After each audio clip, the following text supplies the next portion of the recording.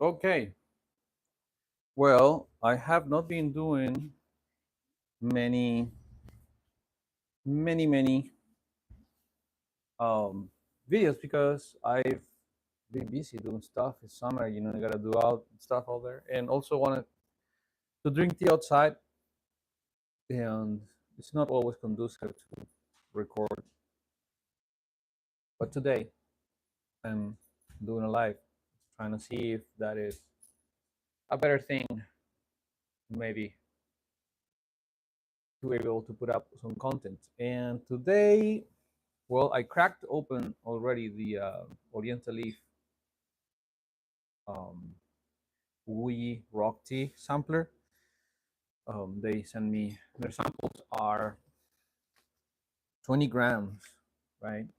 So they're sizable, and I can try a tea several times. So what happens with that is that I'm not an expert, and a lot of you are not either. And like you try to have a tea once, and but what I wanted to show you this is how Lingyan sends them in 8.3, which is kind of like standard for a sample, 8.3 grams. And honestly, that's kind of like all you want to have in a 120 ml guy one. There's a lot of tea. This is a Dan Hong Pao from Oriental Leaf. So I took out 8.3 grams, and let's see if I find it here. It's called Sengyan Da Hong Pao. She Ru found this that they're quick. I mean, they're expensive and they're quick, and there are not many steeps. So some people, what they do is that they grab a second vessel and as a guy one, and they will do the rinse and put the rinse in this vessel, let it cool down, and have it later. I think it's called returning soap. The other thing, sorry, I'm out of the camera, that I learned is that it wants to have boiling water. I mean, right? But that what that means is that I'm gonna end up waiting a lot, and so to cheat and not to be using so much electricity, I'm gonna empty this, and I already pre-boiled this thermos right here. By the way, this version of Stanley, the blue color one with the handle like that, sucks. This thing doesn't hold heat like my other thermos. So I'm just putting this hot water here. The green one, the classic Stanley, man, that stuff is like 2 days still burns your lips. I mean, not 2 days, but like next day, next morning, I have to be careful because I'll still burn myself. So when I make tea overnight, so okay, we're boiling that. So I'm using the hot water, so I'm not waiting all the time for that setup to boil. And that Hong Pao called Big Red Road is from the Wuyi Mountains. In that area, the tea grows in between cliffs, and it's like very rocky, classical stuff. Looks kind of like that without the waves, but kind of a commodity because of that. Da Hong Pao, Big Red Road, comes from the story is like someone had these precious plants that I don't know how they got there. He was an emperor, some kind of superhero, like whatever. One of the stories, and a dude was trying to protect them from a cold or a frost or something by giving the monks. He was a soldier, I think. His big red robe, and they covered him with it, and that's how he got his name. Now, those trees, the original Dahong Pao trees, are still there apparently, and the last time they were harvested was was in this century, and so there is a museum in China where they um, keep this last batch. So all that Hong Pao is, when called really authentic, supposedly, yeah, I can feel this is gonna be intense. coming from a clone from those trees, which is very unique. And I think still is probably the most expensive tea that you can try to get. So even though this tea is gonna be good, it's probably not like not coming from those. And what people do is that they make their mixes very experts, like very good experts. They're go on and get different cultivars and kind of like get that profile and then process it. So for the most part, the main thing is that the roasting process, because these are oolongs and they are dark oolongs, meaning that they're heavily roasted, right? You can see that they're like heavily oxidized. But the oxidation process happens. An idea of is like if some tea is very fragrant, sweet, flowery, and all of that on the first brew, or even worse in the rinse, and then it's flat after that. I feel like that's not a really good quality. I kind of go for endurance, but that's also subjective. I don't know. This may be the way that Wuyi Rock tea is kind of like what I've experienced myself. It's not like I am. Oh, this unfortunately this is an old cup. Give me get an old cup. It's not that I've drunk a lot of Wuyi tea. I actually like recently decided it's time. Like at some point I decided it's time to do Shang. And by the way, I cannot see if there are people on the live stream. I cannot see it because I'm talking to my phone and I don't have another device to see if there are comments or whatever. Hmm. Should show you the leaves and also go check maybe. Okay, so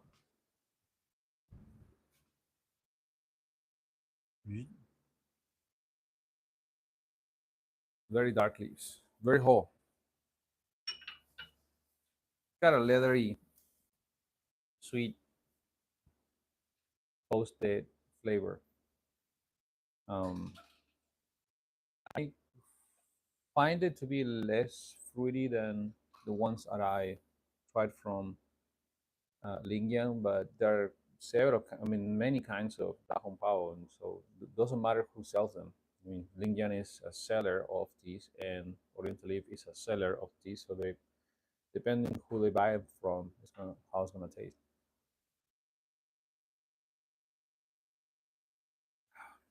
It definitely has that Dahong Pao kind of roasted waba and charcoal kind of thing that I find in common of them. But if you put the main kinds of Wuji oolongs in front of me, I would not be able to tell what is what. Like I don't know, you know. At this point, I don't, and I hope that at some point I will. And this is why I bought these samplers, right? So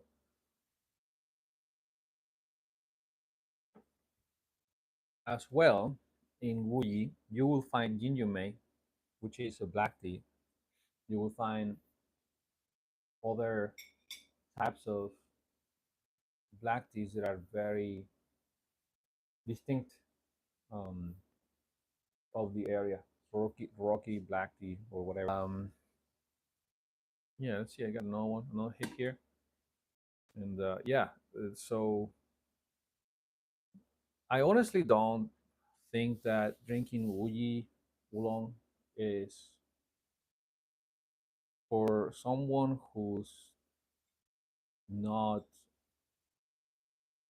been drinking teas and especially like oolongs for a while and other kind of more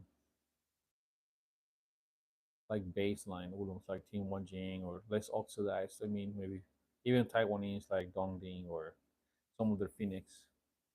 Um, I think that Wuyi Halit to be able to appreciate the differences and and and that's what it is. It's like, how do you appreciate that? How do you tell is what makes you really um, have that part of the enjoyment of having these teas. It's like the understanding, it's the participation you have with them. They are way less likely to be a tea that you could brew um, Western style, like we usually do in the West, where we use less tea and more water and just let it sit there and grab a jug and on the go, right? Which is how I drink tea the most of the time. I drink on the go. I make myself a big thermos of shop war. That's what I consume the most. But it's nice to put ourselves in situations in which we need to be more attentive and we can be looking at our phones. And definitely, Wuyi Rock Tea is a tea that I see myself not being able to brew at all if I have my phone and I'm looking through whatever. It just doesn't work. There are other teas that you can definitely like get distracted like that. But even having people over and in a conversation is not, to me, a, a conversation, casual type of tea.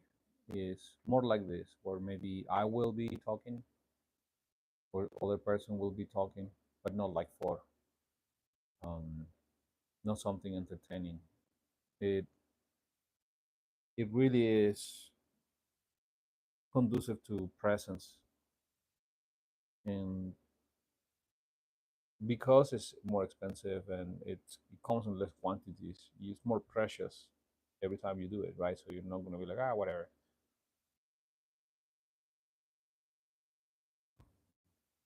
This one, second brew, is consistent with the first one, which is good because I've had that experience of like a really high peak, and then with all the teas,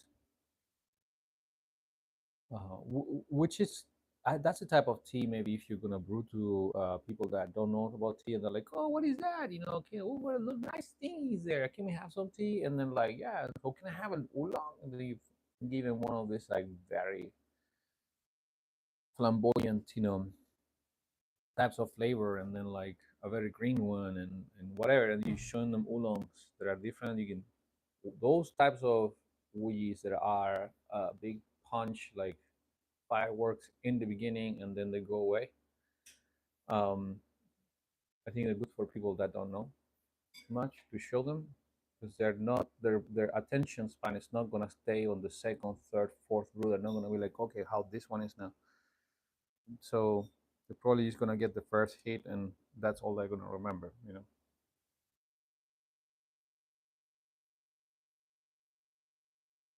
If they even remember that. I really like this. It's more of a, a a drinkable tea in terms of like I could be more inclined to have it more often. I've tried other Dahon Paos that are intense enough that I will save it for a special occasion when I'm like really like, okay, I'm gonna have one of those today. There is like almost wants to be a bit spicy like Rogui, but it's not. So that's good because I can tell the difference. I have no idea how they make them different. No idea. But although they are very similar, they're different amongst themselves. And yeah, so I like this shape of 100, 120 ml, which is easy to grab, easy to move around. You don't want to have one that's kind of cumbersome where you're going to be like spending 20 seconds trying to grab it and whatever. Um, People use clay teapots for this, and I get it because it's is one of those things that you're gonna do once in a while, probably, right? So it's okay. But for tea drinkers, guy ones out of the way because they're really easy to clean and reuse or use immediately after. I mean, I use this one a lot. I just dump the leaves, rinse it, and boom, let's go. Um, so yeah, I I think that it's good to buy two companies worth of um, samplers for Wuyi, and at least if you can afford to do three, four, fucking do it. But you'll be drinking a lot of rock tea for a while.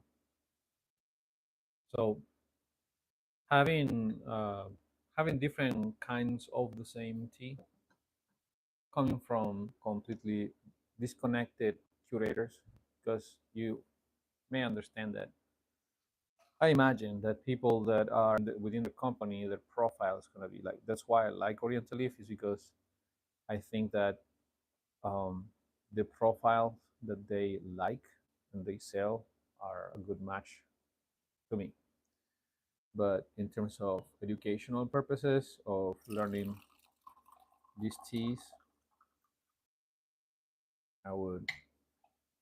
And yes, I had a little bit in there. Whatever. I would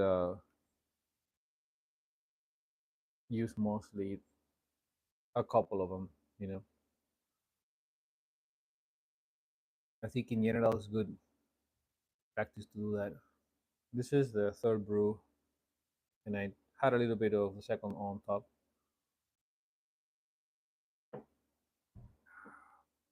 And I have this here, so we remember that that is the returning soul.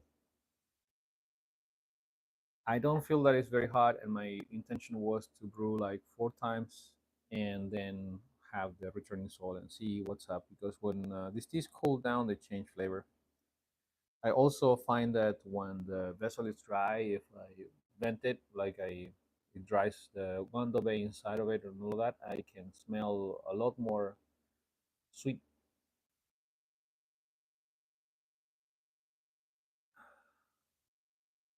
Yeah, it does now have, probably because I left it there a few more seconds, a bit more of that kind of spice on my throat.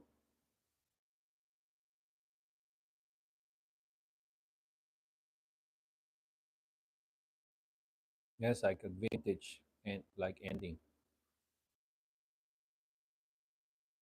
Even in my cup right now,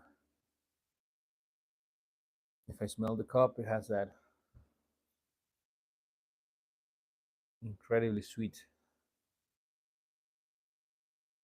Mm. There's a whole thing just to do that,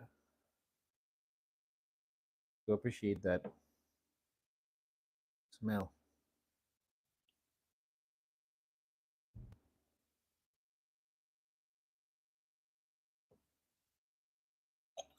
Being known to be a go go go guy, and I've had complaints in my life about go go go, and I think that tea has,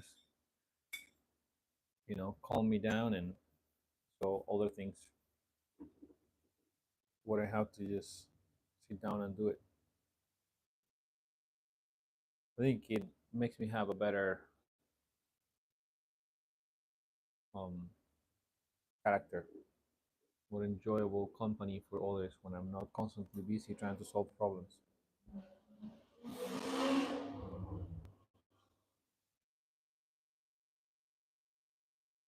It's awesome to live in the middle of nowhere where you only hear birds and whatever, frogs, and then suddenly there is like someone with a very loud car that's trying to be like the city people.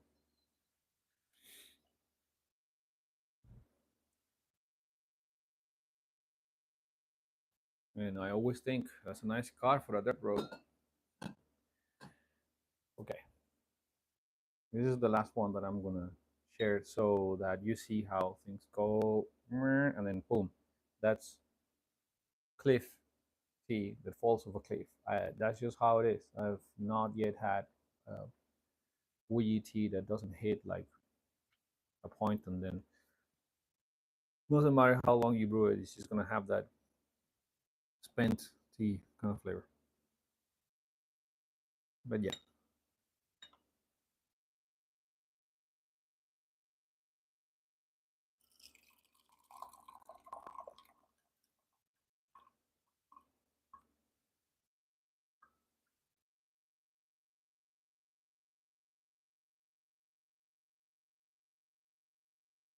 yeah, and that's the other thing that I forget. I mean, like you see me brewing, but like supposedly I should have been like really getting all like the last drop of it out, so the tea is not there, kind of like steeping a bit in the bottom.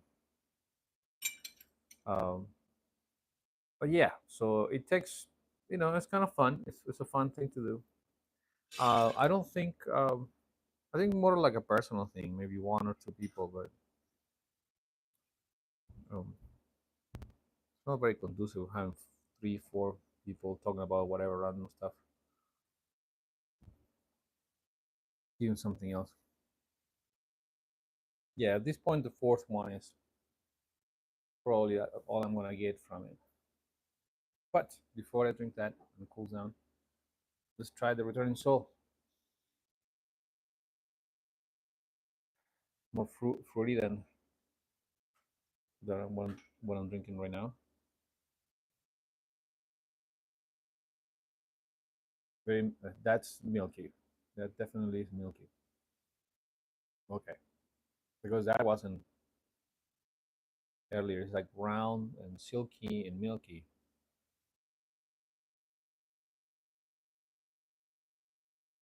Oh, that's very nice.